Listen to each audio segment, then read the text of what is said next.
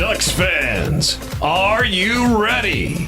You are listening to the Ducks and Pucks podcast. This is the #1 home for Anaheim Ducks talk and analysis.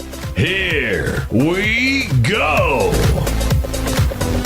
Welcome to the show. This is your host, Mike Walters, along with my co-host, Eddie Richard, and we're back after, it's been a little while since we had our last show. The Ducks obviously got eliminated from the playoffs, and now we're back. So, I mean, we're kind of going to go over some things that happened, some updates on Ryan Kesler, some coaching news, and we'll talk about the playoffs. I guess the biggest news that came up recently, Eddie, was the Ryan Kesler news that he's going to be out for next season after having hip surgery. So what are your thoughts on that? It actually came out of nowhere. It was kind of a big surprise, but we all kind of saw it happening. It's been brewing some time now. I mean, he didn't really have his best season in the 60 games he played. He only had 8 points, and that's not the typical Kesler we know. And his play style too, he wasn't that hard nosed, rough physical Kesler. Obviously, something was bothering him, but he's a warrior. He wanted to come and play, and he wanted to produce and try to produce for his team and help his team. He did hit the 1,000 game mark, so I think he had that. He was wanting that and getting that good accomplishment, especially with his future being unknown right now. Who knows if he's going to come back after the surgery? I mean, it's not impossible. There's been players. Ed Jovanovski, his former teammate, he came back from a similar hip surgery like that. He also had the same doctor too, so he came back and played 37 games, I believe. Yeah, 37 games, and he ended up calling it quits because he just couldn't keep up the speed of the game anymore. So, I mean, it's still possible for him to come back. If he comes back the same Kesler, we don't know. But if he does come back, hopefully he can, produce and he can just be, normal again. And he can kind of go out on his own terms and not just have to be medically put out. But, I mean, he doesn't really have anything to prove. 1,000 games already. I mean, not winning a Stanley Cup doesn't define you as a good player. And he came back and he gave us his best. And we thank him for that. But now it should be focused more on his quality of life and life after hockey that we harp on and talk about it a lot, especially with, he has a family to take care of, and he has other things that are kind of more important in that aspect, and having his kids grow up and his wife and just being there for his family. So I think that's more important right now as far as him. But I wish him the best of luck. He's my favorite player on the Ducks, so it's sad to see him go. But I mean. And now we just have to wait and see, and it's fortunate, but I mean we get some cap relief now, a much needed cap relief. So I mean we can just go from there and kind of build our team and hopefully get better from there. Yeah, the cap thing is something that some people were kind of talking about, and they weren't sure as far as if they put him on the LTIR, how that happens, or how it works basically. And yeah, I mean he most likely will be put on that long-term injury reserve. But the way it works is the Ducks don't get that money right away. So it's not like all of a sudden over the summer they can get that $6.8 million back and then add a player. It only happens at the beginning of the season. So the Ducks are going to have to hang out for a little bit. They're still going to have to go through the draft like they're normally doing and all their other stuff. And from there, they will have to see once the season starts if they want to add someone or not. But then there's still the issue that if they do, and they, want to bring in another player, that if Kesler comes back, then the problem is kind of like what we talked about with the Corey Perry situation last season is, if Kesler somehow is able to play this season, which we highly doubt, but if he is, and, you do go out and get someone that takes up that cap, now you're stuck. So they're going to have to see what happens, Eddie. I mean, I don't really think the Ducks are going to add a lot. I think the best thing out of this is that they'll be able to move players up and down, between San Diego and Anaheim a lot easier. We talked about Eaves and how he's pretty much going to be out of it too, so they'll have some cap there. But, as far as the season goes, I don't see the Ducks really adding a big-name player. I just see them doing what they're going to do normally in the draft. And in free agency, they'll have to see. They may get a couple pieces out of there, or maybe do some trades or something like that. But I don't think they'll just add a big name player off the bat. No, definitely not. Especially with how Murray is, I can't see them bringing anyone in like that. Especially we're not going to have this cap space until the start of the season. So he can't just go out there and pretty much spend money he doesn't have right now. Another option would be, but it's going to be highly unlikely as well, if he can trade Kesler to a team that has the cap space and kind of a salary dump. But then if you do that, you're going to give up some assets, some draft picks or something, just for another team to take on his contract like that, just have it kind of buried. But I mean, I don't really see the Ducks doing too big. I'm trying to go after those big name free agents and spend the money, which I'm not really upset about. But we have a lot of young talent, and I rather see them get some more playing time and have an opportunity and see what they can really do and help the team get faster. I mean, they're having a nice little run right now, so their confidence is probably going to be that much higher. So if they get the call up, come next October to play, I mean, they might produce, and who knows what's going to happen. We can have that, Max Comtois come over there and be our number one point, scorer. I mean, we can all hope, after seeing what he did last season for the few games he played. So just kind of, keep in mind that we have a lot of young talent that can come up, and I'd rather see them get an opportunity to play than go after some big name that, we're going to have that problem if Kesler does decide to come back or he's able to come back. Then we're kind of in a tight spot. Yeah, and I mean, I think, like you said, all the guys down in San Diego are playing well right now. We'll talk about the Gulls a little bit later in the show, but they're obviously in the conference finals in the AHL right now. They're playing the Wolves. They've won one and lost one. They had a crazy series against the Condors before that, and you've got all these guys that are doing well: Comtois, Steele, Terry, Jones. You got guys that you can bring up and play that most of them played a good portion of last season and got a taste of the NHL. So that's what I'm leaning towards, as well as them, having those rookies come up and fill in the gaps.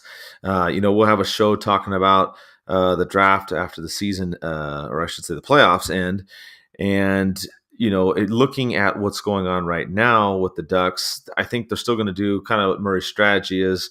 He's still going to look at the top players in the early picks, rounds 1 and 2 usually. Then after that, he's going to go, for position. And, he may lean towards centers a little bit, given the Kesler, situation with him having the surgery now, most likely being out for the rest of next season. That may change a little bit, but we'll go into more depth on that show. I think the big thing is really just focusing on the Gulls and how they're doing. I'm planning on going to Game 4 this week. So that should be fun. I haven't been down there in a little bit, so I'm excited. One of my friends got an extra ticket, so we're going to go watch it and see how they're doing. Obviously, hopefully they're up 2-1 going into Game 4. But I mean, that's what you got to look forward right now. If you've been following the NHL still, of course, the playoffs are going on. We know that Boston's in the Stanley Cup final. The Sharks and St. Louis have been battling it out. Crazy first round, I guess, Eddie, was the most exciting for me, was seeing all the number one teams get knocked out. First time it's happened in the NHL and pretty much any other major sport in the playoffs. So it was exciting at the first round. Obviously, there's some controversy with a lot of blown calls, especially surrounding the Sharks. But what are your thoughts on the NHL playoffs, with the first seeds being knocked out, and what do you think as far as, I guess, who you're rooting for, too? We had Josh ask us that question as well. Well, it was really exciting to see all those, I guess the wild card spots. It's barely getting in there, knocking up the top teams. It's still crazy to think Tampa Bay is not, waiting to play, a Western Conference team for the Stanley Cup final. Because I really thought, I thought they were going to go regardless. They're just so deep and just the way they played. But, I mean, it's hockey. Anything can happen. And, I mean, these teams that got the wild card spot, and they rode in there with momentum. So, I mean, it's good to see. I know a lot of the fans got upset, especially if you're a fan of, our second team, of one of those teams that got knocked out. But, I mean, it's fun to watch. And you have to just, it doesn't matter what place you pretty much come in. Once playoff starts, it's a whole different animal. And you just have players rising and being, the superstars that they are. So it's been really fun. And that Vegas and Sharks series was really fun, too. I like watching that besides some of the controversial calls like that. I think the Sharks have gotten away with a lot of things, especially with that Vegas series, and then going with the Colorado series, which I was one for Colorado as my second team. So, like, covering them, and I like them a lot too. So it was just kind of like depressing to see, of course, the Sharks. I'd rather have, the Avalanche get knocked out by the Flames than get knocked out by the Sharks, but like, damn. But there were some controversial calls on that too, with Gabriel Landeskog coming off or going back on the bench and then reversing that goal. And then it bleeds over again for the same thing with the St. Louis Blues and the Sharks. It's just crazy, that hand pass, and the 4 officials on the ice didn't even see that or just let that happen, and Toronto can't go and review that. And those 4 officials aren't moving forward in the Stanley Cup playoffs. They're not going to ref these games anymore. the two officials too as well from the Vegas series when that cross check said Cody Eakin gone. That game misconduct, that was a game changer. Yeah, I mean Vegas kind of choked and they blew up the lead, and I mean, but still a call like that can change the whole momentum of the game. And then the NHL on both occasions to Vegas and the Blues went ahead and apologized about those missed calls. It's like you can't really apologize after the fact, and I feel bad for the Golden Knights, and I feel bad for them. I mean, yeah, it was their fault, and these games go to Game 7 for a reason. But I mean, at Game 7, anything happened, a game changer, and especially with the Colorado series, the Avs just tied it up, and who knows, they're playing well, going to overtime and coming back. But I mean, that kind of just blew the momentum. I mean, yeah, other factors played. I mean, the Avs were terrible on the power play, so it's not all the blame on that one thing. But calls like that, I mean, they should be reviewed, especially in the Stanley Cup playoffs. They shouldn't just have an apology after the fact. I mean, so I mean, apparently now I'm going for probably anyone who's not San Jose Sharks, I'll probably go for, but I'll probably want to go for the Blues. I like a lot of the players, a few of the players on the Blues. Their goalie, their rookie goalie came back and kind of saved their season. Then you had Ryan O'Reilly, which he's been one of my favorite players for a long time too. He's a really great guy. I got to meet him in Colorado, and they had an interim coach come in, so they had a lot of things going against them, and they're still here. About one game away from the Stanley Cup final. I think that's just amazing. So I like Boston too. I have nothing against Boston at all. It was an unfortunate Chris Wagner going down because I was having fun watching him play, but if the Blues can take on and beat the Sharks in this in their game right now, then I'll just go for the Blues. And if the Sharks win, obviously I'm going for the Bruins. Yeah, I think that's how most of us feel. Is you're either going for Boston if the Sharks win, or you're going for maybe St. Louis if they win and knock out the Sharks. So I think the biggest thing just killing the playoffs right now, like you said, has been the poor calls. I mean, obviously the Vegas series, that was a call that was kind of interesting. I don't dispute it being a penalty. I don't know about it being a 5-minute major in a game misconduct. Maybe a 2-minute or maybe a 4-minute, and then of course Vegas collapses and they give up all those goals and whatnot. And of course, the Sharks going to win that one. And then obviously Colorado, the other team you follow, that was just a weird situation, with him not getting off the bench there, being by the blue line, and they reviewed it. And I agree with you. They had some momentum at that point, and it's unfortunate because Colorado ended up losing that game by a goal. And, maybe that game would have gone to overtime and they would have played a little bit more. So, one of the fans asked us too about that, about the questions, and whether or not, George said, do you think the NHL will change the rules? And I think they probably will. I mean, they look at the rules every year and they adjust in the off season. And I think the other one, like you mentioned, the hand pass and the game against St. Louis, if you look at that rule and that one, some people were saying that, well, was it a hand pass or was it not? We also had some fans asking us those questions as well. To me, it wasn't necessarily a hand pass as in like he grabbed the puck and he passed it to somebody in terms of like throwing it towards a player. But if you look at the rule, it talks about deflecting a puck towards a player. So if you go by the rule book in there, then yeah, it is quote unquote a hand pass. I mean, he didn't, like you said, grab it and throw it to somebody, but he deflected it in the direction of another player. So by the rule, then yeah, that would be. And unfortunately, it's not reviewable. So that's part of the issue there too. So they're probably going to look at that as well. So I definitely think there's some things that they need to change and do. And yeah, it is disappointing. I was really excited after the first round, and then of course the Hurricanes. Don Cherry's favorite team out there with, obviously the bunch of jerks that they are. I was excited to see them. Like, that's who I was rooting for after round one. And then, of course, they ran into Boston and got knocked out. So I was kind of bummed about that. I wanted to see Carolina go as far as they could possibly take it. And I think Don Cherry kind of blew him up a little bit too. I think his strategy of getting upset kind of backfired because the Kane social media team really did a great job throughout this season. So I do think they're going to look at some of those rules and see how they can change it and modify it. Like I said, they do it every year, but yeah, a little disappointing after the first round, some of these calls. I know then some of the Sharks fans are complaining about some of the calls in that game that they lost to St. Louis 5-0. which doesn't really make a lot of sense. Your team lost 5-0. I don't think there were that many bad calls in that game that would have changed the outcome. But anyways, it's interesting playoffs. And if Boston wins, good for them. St. Louis can win, good for them. Sharks, you get no love from me.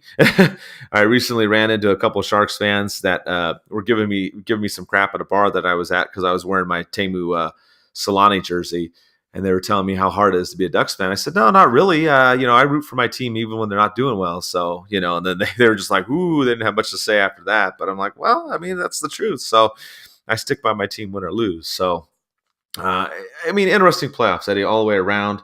Like I said, I was excited for the first couple rounds, and then after that, I kind of lost some steam. And then some of these calls, obviously, a lot of them involving the Sharks.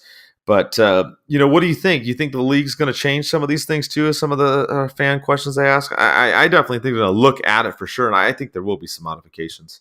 Yeah, there has to be some change. You have former players tweeting their hearts out at the NHL about how crappy the officials have been, and I'm not just saying that because the Avalanche lost. So there's a few calls too where you had I think one of them Landeskog high stick one of the Sharks players, and that wasn't called either. So I'm not just being biased about the Avalanche there, but I mean just watching the playoffs. I've been watching I think the last few days I haven't watched that much. I just kind of burnt out by watching every single day. But I mean, just some of the calls haven't really been fair on both sides. I mean, yeah, you're gonna let them play, but when you're high sticking someone in the face or slashing at their gloves or something, that stuff needs to be called. I mean, you can seriously hurt someone, things like that. It has to just be consistent too. But I even from the Sharks captain Joe Pavelski, he even acknowledged that shouldn't have been a call on Cody Eakin over there in the Vegas series. But he's like, hey, we're gonna take it regardless. I mean, as they should. I mean, it got them to advance. So, and they're 2 games away from winning the Stanley Cup final. They're just standing in St. Louis, standing in front of them. But I think something desperately has to change. It's just you can't be screwing up, and you can't be saying sorry after the fact.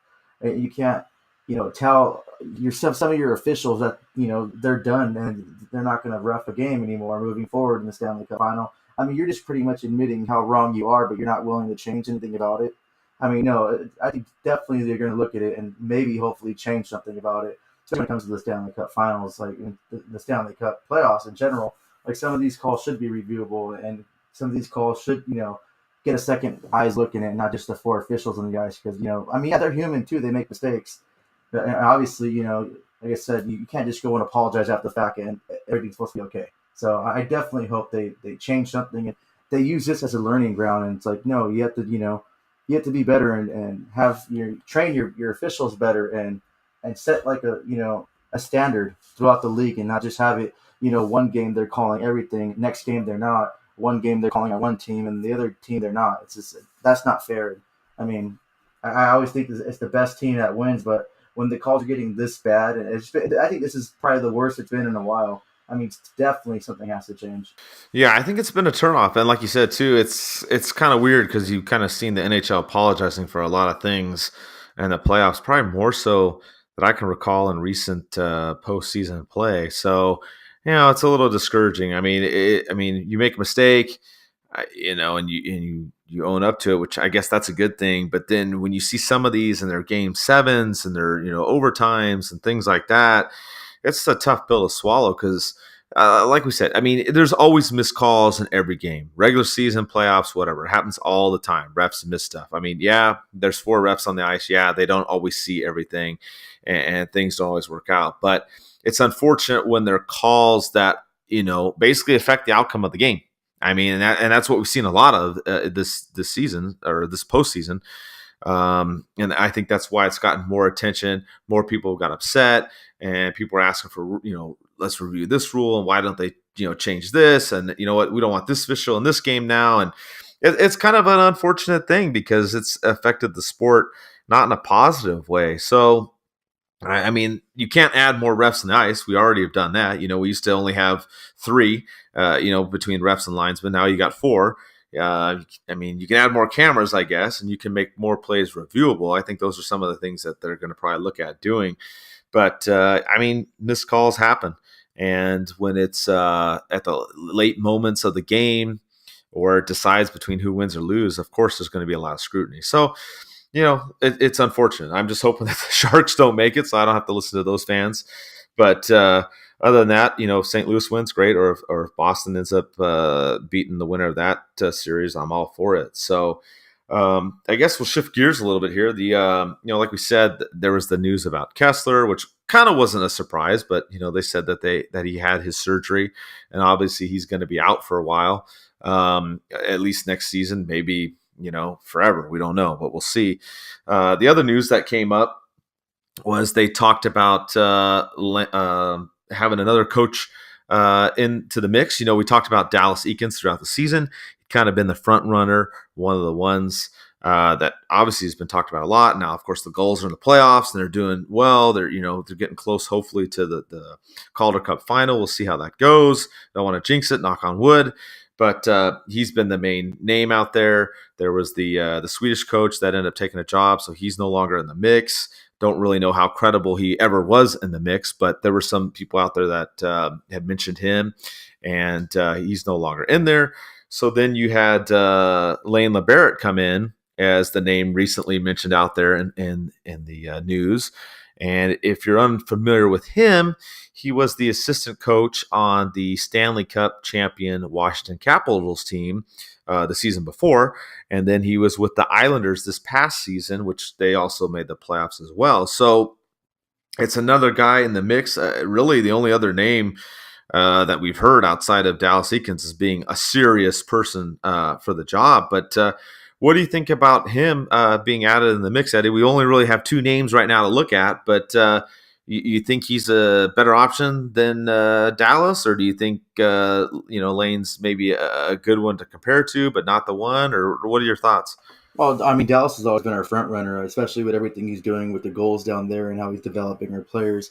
I mean, yeah, some people still have that weary thing about him being with Edmonton and him not being that successful over there. But I mean, adding someone else in the mix, I think it's great. I mean, it shows that you're really set your foot forward and trying to find the best possible coach that's going to turn our team around and help this retooling process that we're going through. I hope they add 2 or 3 more names into the mix too. Just have a variety and see which coach works better. And maybe if one of these coaches will jump in that assistant role and they could just kind of flop from there too as well. So there's always that option. But I mean, what he's done, with the Caps winning the Stanley Cup and then with the Islanders coaching staff, I mean, he knows how to bring a team that, especially with the Islanders, how no one expected them to really go anywhere, especially after Tavares left. Like, a lot of people thought they were just going to, be in the bottom dwellers, but obviously they did something right over there. And we can use a coach, too, that, can help our power play. I think reading earlier, he had something to do with the power play success over there in New York. So, I mean, I like it. I hope they had, like I said, I hope they had a few more names in the mix, a whole variety of it. I mean, Patrick Wall would be cool, too. I know I said this numerous times throughout the season, but that's never going to happen. Rumor is he's going to interview for the Ottawa Senators position, so I feel bad for him. But, I mean, yeah, Mike, I think it's great that we just have that variety and see who's going to be the best possible person for our team. And I think that's great. And as long as we don't rehire someone else that we had before, I mean, that's the only thing. I'd probably get mad if I saw his name in the mix. Yeah, I agree with you. I think they need to add more people into the mix. But I mean, I look at him and yeah, he's done some things on special teams. He even had the penalty kill on Washington was a little bit better with him, where they used to have issues before. Where Washington was always, the offensive team and not so much defense and penalty killing, but they were a little bit better with him there. And like you said, the Islanders kind of turned it up this season. They got knocked out of the playoffs as well, but they were in the mix. And had a decent season too as well. So I still go with Dallas. I mean, I think he's still the guy right now, unless some other names get thrown out there besides these two. I think the biggest thing too is that whoever it is that comes in is going to have to look at the special teams. I mean, you look at the Ducks, especially this last season, the power play wasn't that great.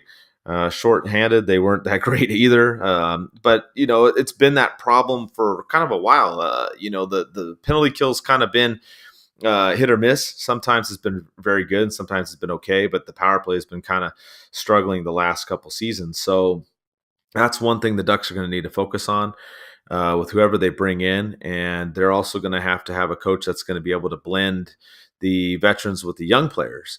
And I think that's why you and I always talk about Dallas, because all these young guys that we're talking about that have, been mixed in with the Ducks more prominently this last season are the ones that Dallas has helped, develop in San Diego, and the ones that he's coaching right now in the Calder Cup playoffs. So that's why I kind of lean towards him right now. Doesn't mean that maybe they don't add Lane as an assistant. I don't know if he would take that, though. I think he kind of wants a head coaching job. So if the Ducks were able to bring in both, that would actually be really exciting. But I don't know that they would do that. Like I said, if they bring Dallas up as a head coach, I don't know if Lane would want to be an assistant again. I think he kind of wants to do his own thing. But you never know. That would be a really good situation. Or maybe they want to keep Dallas and San Diego and keep it rolling down there, and then bring Lane in with the Ducks. And like I said, unless some other names come up there, but definitely some of the biggest things they got to focus on are special teams, being able to get those players, blended together, like I said, and then of course the team speed. And we're not just talking about skating fast; we're just talking about movement, as far as not just standing around. That was one of the big things that Murray didn't like. And, being more efficient and quicker with the passes. So they got to bring in a coach that's going to address some of those things, because that was, I would say probably the big 2 or 3 reasons why the Ducks didn't do well. And, the only other reason why they were able to hang in this season was because of Gibson for the main part. But as we talked about too, they rode Gibson so hard last season. Eddie, I don't want to see him do that again. And we actually have Leo. He asked a question about, Ryan Miller and if the Ducks should bring him back. And I say, hell yeah, they should bring him back. And you and I talked about this. We thought Miller should have played even more last season. So I would like for them to bring Miller back this season and have him in the mix. And like we said, get a coach with a little bit better style and a more on point, especially defensively, because I think if the Ducks are going to play another season like they did last year and ride on Gibson, I mean, you're going to send him to an early retirement. I mean, Gibson, I think they just leaned on him way too much. Thanks, Randy Carlisle, for that. But I mean, that's how I feel. And I think part of the puzzle too is bringing back Miller. And if you don't bring back Miller, then some kind of solid backup. And that way they don't have to play Gibson as much. So I think that's part of it too, is not only the things I touched on just now, but also being able to understand your players and not run your players into the ground as well, Eddie. Yeah, that was bad. I mean, Gibson played amazing last season, and I like I said, I took back things I wasn't sure about Gibson, but he proved everybody wrong last season. It just was unfortunate that they rode him to the ground basically until he was done. And I mean, we can't really have that this season. And I mean, for a coach coming in, I'll take any coach as long as they make the Ducks play that 110% game and then make them play that full 60 minutes. We've seen it countless times throughout the season, numerous seasons where the Ducks will play, a nice little 25-minute game, and then that's it. And then they're just standing around, like you said, standing around, not really skating, not hustling. And then you're just getting Gibson peppered, just what's that one game against Carolina? I think he's had like almost 50 saves, or maybe it was a little above 50. The Ducks only had like 11 shots on goal. That was just insane. That was crazy. You can't really have that for your goalie. And I'm all for bringing back Miller, and I'm pretty sure we can get him at a decent price. He wants to stay in this area. He has his wife in Hollywood, so he wants to either stay with the Ducks or, unfortunately, if the Kings are looking for a back, he might sign with them just to be in the area alone. But I mean, I think we can. It makes more sense to bringing him back. He played well, and if we could just restructure our defense and play a little harder in front of our goalies, I mean, there's no reason why Miller can't get some more games and get Gibson some rest. I mean, yeah, every goalie loves to play, but as much as they relied on Gibson, I mean, that gets frustrating. You're being in front of a team that's not really playing, and you're the only one that's playing, and that definitely can't happen next season. I really hope that whoever we bring in as new head coach, they set that standard there. Like, everyone's going to play their position, everyone's going to play their game, and we're not going to rely on one person, because this is hockey. This is a team sport. And no one player makes a difference. They all have to do their own job to, have that success. Yeah, I agree. And like you said, the other part of it too, I didn't mention, was the whole 60-minute game. That's been an issue with the Ducks too. And you're right. We've seen some games where we've seen the second period come back and haunt the Ducks. We've seen some games where they've played a decent game, maybe 40, 50 minutes. And then there's, 10, 15 minutes of just lackluster play. And then, like you said, there's been other ones where we've just seen them play zero defense and Gibson's taken on 40 to 50 shots. I don't even remember how many games that happened last season, but I just was like, I felt bad for him. I mean, I know you play goalie and your stuff, and I'm sure you'd get irate. You've had some moments like that too. You've told me about. So, Oh yeah, I remember I texted you that I was on my way to do a show with you, and I was all heated already. I'm like, dude, my team just left me off the dry. Like, man, that was a bad game because countless breakaways, countless 2-on-1s. That just gets, and I just play beer league, and I just play it for fun. But I was really frustrated that day. I had to take an extra shot before the show just to relax. It's like your whole body was aching, and it doesn't matter like how fast these pucks are cutting. When you're playing in net, and no matter how much gear you have on, some of those pucks end up hitting you, and that gear doesn't protect you. So especially when you're getting, I think I'm almost at 40 shots on me that game, and if for a beer league game, that's a ton. So I was like, man, after that my team got better, and they didn't allow that to happen again, or they'll jump in front of shots and block them for me. So I appreciate that. But I mean, that was just crazy, and I can only imagine, those pucks are coming at Gibson 10 times the speed they're coming at me, if not more. And he's not drinking before the game either. So I mean, he's not he's not a little relaxed. So man, like, more power to him. And he played lights out. And if we could just bring that Gibson next season with a better defensive play and a full 60-minute game from our team, we're not going to be last, and we'll probably be near the top and maybe make the playoffs. And just 1 year after that retooling phase. yeah, exactly. I mean, that's what they're going to have to do. And you're right. I mean, we saw Gibson get frustrated in some games, going at it with other players, putting people in headlocks and doing all kinds of things this season, which I don't blame him. I mean, what else are you going to do when your team's not playing in front of you? I mean, you got to, do something to send a message that, hey, I mean, hello, I'm over here at the center, at the other end of the ice, and you guys aren't doing what you need to do. So, the Ducks got to avoid that next season. Whichever coach comes in has to realize that, has to also not lean on him too much. That's why I really, really want Ryan Miller to come back, and I think that they can get him at a decent price. A couple other questions we had. One was from Nikki. He asked, "Well, are the Ducks waiting for the Gulls, basically to win the Calder Cup or the playoffs, in the AHL to be over before they announce their new coach?" And I absolutely think that is true. I think that they are. I mean, if it's going to be Dallas, I don't know, but I think they are going to wait and hopefully weigh the options with some other people because, like we said, we just have Dallas and Lane right now. Maybe some other names will surface up here in the next week or two.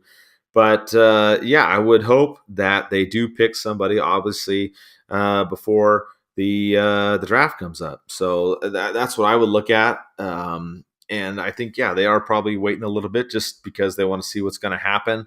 I think with what's going on with the Gulls, I don't think Murray wants to make a decision and have him affect what's going on down there one way or another. Because, if they tell him he's not the coach, then maybe he's going to be irritated. If they tell him he is the coach, maybe he's going to relax a little bit too much. I don't know. He's just, the Gulls are doing what they're doing right now. They lost that first game against the Wolves, a close, tight game, and then they came back and did a great job in one game too.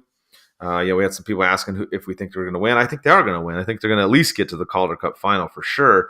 And I do think Murray's going to wait until that all plays out with whatever happens down in San Diego. I rather him not make a rash decision. You kind of touched on it, Eddie, kind of weigh all the options, see who's all out there, and go from there. And I'm curious to see if any other names do pop up in the next week or two and see, what happens and how it unfolds. But absolutely, I think that he is waiting and that they'll go from there and probably make a decision sometime after the Gulls season ends, whenever that is, Eddie. Yeah, that's the smartest thing to do. You don't want to throw any added pressure to Dallas right now. His main objective and goal right now should be winning, in the AHL and taking his team to the Calder Cup final and winning it. I mean, that should be his number one priority. He shouldn't have to be thinking, oh, they're going to interview this guy this week, so what about me? Like, what's going to happen? Or, now I'm going to get an interview. Or like you said, if they tell me he's not the head coach and all that hard work he did, he might just say screw it. Or if they hire him, like, hey, you earned the job, he might be a little complacent, like, oh, and relax a little bit. Like, yeah, I earned my way back into the NHL. I think they should, and I hope he waits until after the Calder Cup finals or after, we'll see what happens with the Gulls, just so he can just focus 110% on that. So I mean, I'm not, I'm not too worried. I just like you said too. You brought up a good point. I would love a head coach before the draft, so our new head coach can have some input on what's going to happen come draft and come if any trades make, just so they can just like kind of communicate with each other and kind of find out what players that are going to fit the mold of the team and his coaching style. So I do hope we definitely have a head coach by the draft. Yeah, I agree with you too on that part. I think, yeah, communication as far as who they're going to pick up in the draft. And yeah, if there are any kind of trades that happen at that time or later in the summertime as well, I think the sooner they do it, the better. But I wouldn't rush it until the AHL stuff is done. So with that, I mean, I guess there's some other league news you wanted to cover, Eddie. There were some other things going on we were going to talk about. If you want, the floor is yours. If you want to throw out some of those other topics out there that's going on around the league and hockey in general. Oh, definitely. I guess the NHL has this NHL fan vote now, where you can vote for like the like I know Miller's on there for his Star Wars theme mask, and then top team video. The Ducks have their knuckle puck one, so be sure to go and vote for that. I mean, that'd be pretty cool. I mean, since the Ducks aren't in the playoffs, hopefully we can get that win for Miller and the Ducks social media team for making that cool promo video, bringing all the original Duck players back. A few other ones that are some to note. They had some of like the players' dogs, but none of the Ducks players' dogs got really mentioned, or they're not part of the voting thing. I don't understand why. I think our team has some of the cute dogs. Our players have some of the cutest dogs in the league, so it's kind of weird that we get the short end of the stick on that vote. But another one with the mascot too. We all know Gritty's probably going to take that, and he took the league by storm, and he's just doing gritty things. So I can see him winning. And then another one I voted for that I really liked was the most feel good moment. And I don't know if you guys seen the video of Carey Price. This little kid's meeting him, and his mom passed away. I think it was from cancer, and the kid just starts bawling, and Price just takes off his helmet and drops his equipment just to give the kid a hug, and you can just feel like it was a feel good moment. Like it brought tears to my eyes seeing that. It's such a powerful thing, and how this professional player just his main objective was to make sure that this kid felt loved and felt the love, and he made this kid I know this kid's probably going through something I'm not familiar with, and it's probably going to be a hard road for him to get over that. But just to have Carey Price do that and just show him that love for the moment, I'm pretty sure that actually brought a genuine smile to his face. So that was good to see. And then another league news, talk about women's hockey. I mean, that's been a controversial thing, and people think the league should step in and help them out. And I think they should. I think they should, try to get them some more games, try to get them to see if they can sponsor their league more and do more to promote the sport. I mean, they're big advocates on hockey is for everyone. Well, why not kind of back up your statement and then help them out and see how far they can go? I mean, we watched the women's USA, hockey a few months ago. Well, not a few, it's been longer than that, but I mean, that was some of the best hockey you've seen in a while. And I mean, some fans have to take some, responsibility for that, because I mean, the fans aren't, flocking in numbers to see the women's hockey, and you should. I mean, it's some great hockey, but I think the league should try to step up and help them out. I mean, if they lose money, they lose money, but at least they tried and they stood by their statement that hockey is for everyone. So I hope, and I wish them nothing but success and the best moving forward. And I hope everything works out for them. They start getting the fan base and they get the recognition they deserve.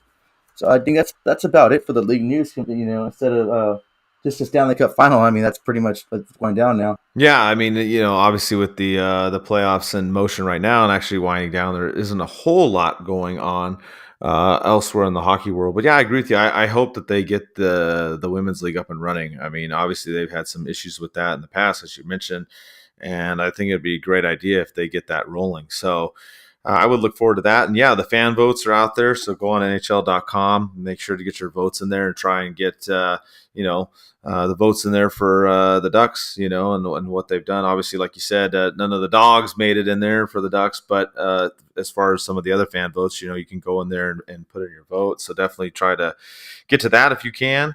And we're going to have a couple more shows during the summertime. We'll have one for the draft before and after. And then, of course, if any other news comes up or whatnot, we'll be doing something as it comes along as well. And, I mean, it's just going to be a long summer, unfortunately. Not a lot of hockey to talk about in relation to the Ducks. But like we said, we have a few things coming up that we'll cover. And then, of course, whenever they announce a new coach or some kind of trade comes up, we'll definitely have some more podcasts as well to cover those things. and just continue to follow along in the summer. Like I said, we'll have some shows. Make sure to, if you want, support us on patreon.com/ducksandpucks. A lot of good giveaways on there. We're giving away tickets and jerseys and different things. We'll be doing that throughout next season too, as well as we did this last season. So with that, thanks for the support, and let's go Ducks.